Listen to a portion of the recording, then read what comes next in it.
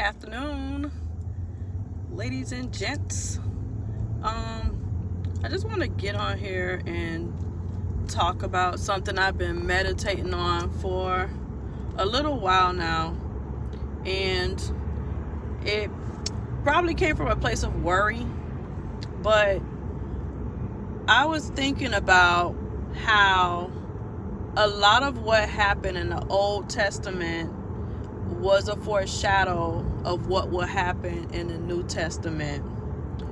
And forgive me, I'm driving a bit, but just had a little time to chat before I get home. And what came to mind was how the priests offered the sacrifices rather on behalf of the people for different things and different reasons to the altar, and it was a sacrifice of a perfect animal. You know, they had their instructions of how it should be without blemish.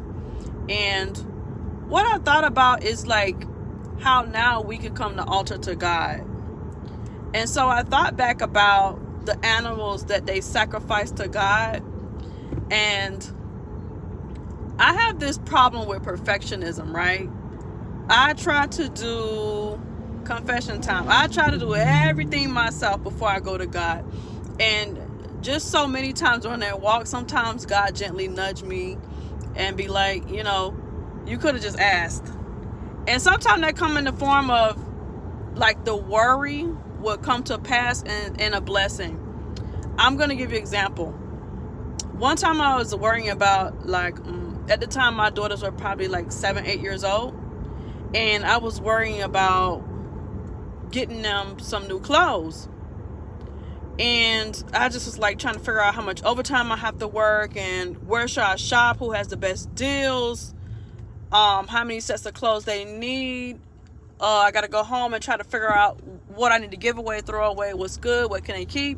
So I'm just worrying all about that. And to be honest, I didn't put God in it because I'm like, I could work a couple of hours or things like that. Come to find later, within that week, I got blessings in the form of people, coming up to me, like maybe in church, or I can't remember exactly, but I think it was like a friend who was like, that girl was out growing clothes, and she gave me a bag full of clothes. And then it was something else that came through that week in the form of finances. So even in that form of worrying, God was able to, not able because he could do anything. I don't like to say able because it in this situation it sounds like I'm just saying that like he had a hard time doing it, but he showed me even in that worrying that he heard me. He hears my concerns. So when I look back at the way they laid it all at the altar to God, I kind of had to have a pep talk with myself. And I said, Melissa, God don't want your steak. He wants you to lay it all raw. Like the Bible don't say lay out your steak. Like that's me.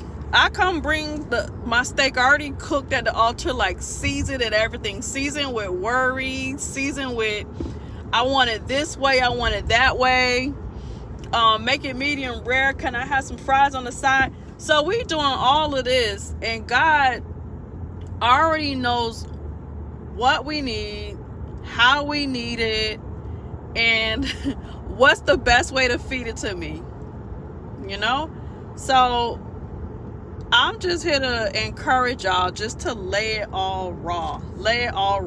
And I know it sounds like I'm taking that scripture out of context when it's the many scriptures that talk about sacrificing and the animals at the altar without blemish, but that's where that rabbit hole led me when I started thinking about the things we put forth at the altar to God. And so I just want to encourage somebody today, even the most simplest things. And I'm not going to lie to you. Sometimes I feel like I'm strong in the faith when it comes to that. When it comes to okay, I would joke with people and I'll tell them, like, I pray about everything. Like, oh, even like a simple parking spot, God will bless me with like something at the front. Or if it's at the back, I just see it as, well, I guess he needs me to do more exercise. So it's never like a negative thing when I don't get it. However, I lately have been finding myself worrying, and that is not a healthy thing, because I know in Matthew, is it 18:25, he tells us not to do that. You don't add a day to your hour, and he owns heaven and earth. He made us from dust. So it's like, what can't he provide for us? And I think that's when the faith comes in, because we try to depict how he's gonna do it, when he's gonna do it, but it's hard to settle in that it's perfect timing, especially when you feel that those resources are right at your fingertips. When you feel it's at your fingertips, like, oh, I just gotta do a little overtime, or maybe I could just ask a friend. Not to say you won't be led to do those things, that we forget to put God first. So what is on your mind today that you need to lay raw at the altar? You ain't got to share it with us, but I want to encourage you to go to God today. Go to God today. Lay it at the altar raw. He don't want you to try to season it up before you bring it to him. Lay it raw. I promise you, some of my best and strongest prayers has been when I was real with God. When I was real with God. Because sometimes we could fall into the thee, thou, thou prayers that we hear in church, or some of our prayer warriors' prayer. But sometimes it's just laying it raw to God. Don't try to dressing it up. Don't try to season it up. Just lay it raw. Y'all have a blessed evening. You take care. God bless you. Love y'all.